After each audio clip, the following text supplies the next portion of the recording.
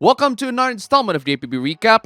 Let's talk about some hooplas. Virtue signaling is very common in social media. Some of those virtue signals are done because they have a ulterior motive. This wild TikTok screenshot proves exactly my point. When I broke up with a white guy and he deleted his Stop Asian Hate story highlight.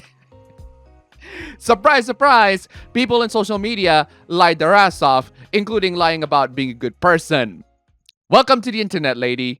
And that's for the first hoopla of today. If you want to see more and more hooplas, you can check out the full stream of our live and uncensored reactions of the hooplas we talk about here and more in our APB show channel, linked down below. Go subscribe, guys. Stream every Saturday, 7 p.m. Eastern Time or Friday, depending on our circumstances. Before we get into the next hoopla, I want to talk about the most reliable sponsors of this video, and that is you guys. Thank you so much, you guys. You guys are amazing. If you want to see your names among these awesome people, then check out the links down below. Just $1 and you'll see your names here. Thank you so much, guys. You guys are fantastic. Last week, there are lots and lots of hate towards LGBT people, and we're gonna discuss them one by one. Apparently, you're not allowed to wear a rainbow flag shirt inside the World Cup Stadium in Qatar. Don't know why you'd want to wear a pro-LGBT outfit in freaking Qatar, where being LGBT is about as tolerated as being a Jew in Europe during World War II. Doesn't stop the rest of the world from wanting LGBT people to just, disappear. I mean, here in Indonesia, LGBT people means longsor, meaning avalanche, gempa, meaning earthquake, banjir, meaning flood, and tsunami, meaning tsunami. So in other words, LGBT people are the causes of all sorts of natural disasters, implying that they're powerful enough to cause natural disasters. Am I hearing it right? Are they implying that LGBT people have superpowers? There's more hate coming to LGBT people. One of them comes from this Xbox game review, saying that there's a certain game that has LGBT liberal agenda, total indoctrination of woke ideological left-wing extremism. Oof, that would have sounded pretty bad if it weren't for the fact that those words are commonly used buzzwords that just simply means things I don't politically agree with. So what is the game, you might ask? Forza Horizon 5. Forza Horizon 5. A freaking racing game. I have no idea why Forza Horizon 5 is considered LGBT liberal agenda, but then I remembered, isn't this the game that allows all sorts of customizations? Oh yes, it does, but it won't let gamers to have the Confederate flag in it. It does let other flags that are more liberal in nature. So if you want to ignore one of the best racing games in your market because they let the rainbows in and the Confederates out, that's your prerogative, I guess. One game that apparently LGBT people love is Fallout New Vegas. I mean, everyone loves Fallout New Vegas. I don't recall anyone who don't love Fallout New Vegas. And if they are degenerates that belong on a cross. Like this person over here. Will never understand the stereotype that LGBT people likes games that glorify fascism. It's almost as if LGBT people are human beings too. And they love good games.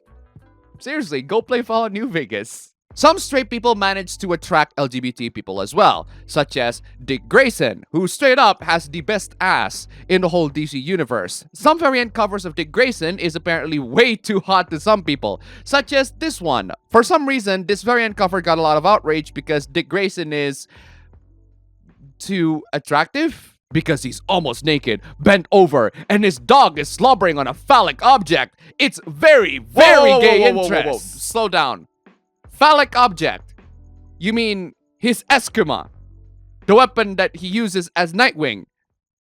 You absolute moron. And so what if he's almost naked and bent over? So what if it's a very, very gay interest? I'm of the opinion that fan service should appeal to everyone. The women should get it, the men should get it, the gays and lesbians should get it, everyone should get it. That's proper equality. If you're okay with fan service to one group, but not to the other, that makes you a moral guardian, no matter which side you're on. Speaking of the gays, why do the gays love Pokemon so much? I don't know, maybe because it's a genuinely good game? I mean, Scarlet and Violet has some really funny glitches, and the game in general is just pretty freaking broken, but a lot of the people say that it's one of the best Pokemon games. I don't know, I don't play Pokemon, I'm just following the general consensus. So why did the gays love them so much? Apparently nostalgia. Ah yes, only gay people have nostalgia. It's not like nostalgia is a universal trait that everyone has experienced. Why do you make it sound as if Pokemon is only exclusively loved by gay people, or Pokemon is specifically designed to cater to gay people? I mean, people in general love Pokemon. That's just how it is. Or are you implying that people in general have some gay in them?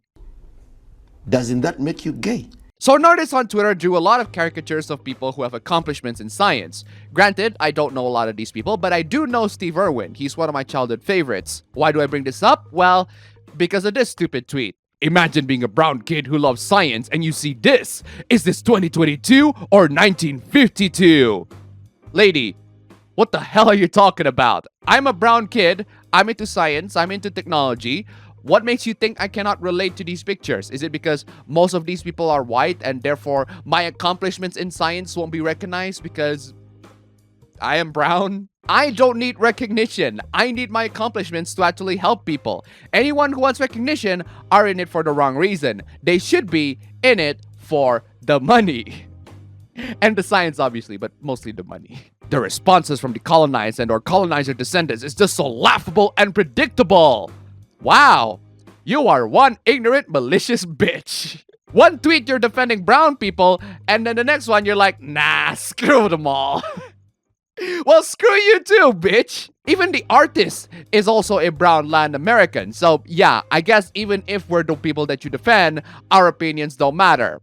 I'm playing this. Okay, master. Let's kill the whole beat! I love guns. If you guys want to take these guns away from me, you're gonna have to take it over my dead body. You can't do mass gun confiscation in America because it'll lead to civil arrest. Don't care. Do it. Challenge accepted. All the chuds here are proof that Americans should get passports when they turn 18 and learn that the rest of the high-income world doesn't kill 42,000 of its own citizens over misinterpretations of 1700s law. Wow. I can't believe that people in America are killing each other with guns because they don't understand the Second Amendment. Surely that would mean that America is the highest murder country per capita, right? I guess it could be worse. You take my guns, you die. Workplaces not being able to find substitutes for sick workers is a surprisingly common thing. Take this one picture for example. No call-offs accepted at Saturday, December 23 and Sunday, December 24. I particularly love the parts where it's about people being sick. If you're sick, just buy some medicine. That's right, guys. If you're sick, just buy medicine. Just do it and just eat them. Medicine is apparently an all-in-one solution. You can just cure your sickness instantly. This one is also a nice example. It's a conversation between the worker on the right and the boss on the left. The worker has gotten sick of food poisoning, but the boss couldn't find someone to cover for them. It's your responsibility to find someone. No, it's not. It's your business. That's your responsibility as a manager. You absolute dingus. Wait until tomorrow morning and see if you feel better. Yes, just wait until they feel better. That'll solve the problem. There's also this one where the boss straight up bluffs to the employee and threatens to fire them if they don't do a job that is supposed to be theirs. The worker called the bluff, and now they're desperate. Please call me! I got things to take care of in a little place called reality. Overwatch seems to be gathering all sorts of people that can cause controversy. It's not helped by Activision Blizzard being, well, Activision Blizzard. But even some of the diehard fans of the games cannot tolerate some aspects of the game, such as endorsing the cops, which is funny because most of the Overwatch casts are, technically speaking, cops. But hey, being a cop is fine. Being aesthetically a cop, that's just way too far. A while back, Diva has that cop outfit, which I know because there are so many pornographer with that outfit being made. Then Brigitte has the Riot Gear outfit, which causes some outrage from Twitter. And then recently, Tracer wears a stereotypical British cop suit because she's British. British? And people don't really like it because all cops are bastards, obviously. But not the Overwatch cast. They're the good cops because they don't dress like one. Except when they do, in which case they're bad cops now. Whew, this hoopla was wild. So a school teacher was bad on OnlyFans after students caught her filming content with her husband in the classroom. Yeah, that's pretty dumb, but it gets dumber. She did have some contingency plan at first, which is to ban the entire state of Arizona to watch her content. Clearly, she never heard of this thing called VPN. The thing is, she uses a different name, she uses a different alias, so how can people still find her? Are there horny students that browse OnlyFans and then suddenly found a teacher? Actually, a parent of one of the students found links to her OnlyFans account on her social media accounts that are under her real name. So basically, she just linked her OnlyFans account that uses her alias on accounts that uses her real name. Not only that, but she shared them onto her real TikTok and her real Instagram account that has a real name.